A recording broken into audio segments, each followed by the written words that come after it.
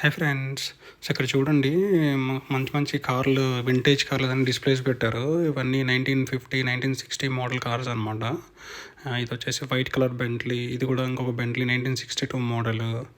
అసలు ఇది కూడా బెంట్లీనే అనమాట. ఇది కూడా 1964 మోడల్. అసలు చాలా బాగున్నాయండి కార్లు. అసలు చూడండి ఎంత బాగున్నాయో. అసలు డిఫరెంట్గా.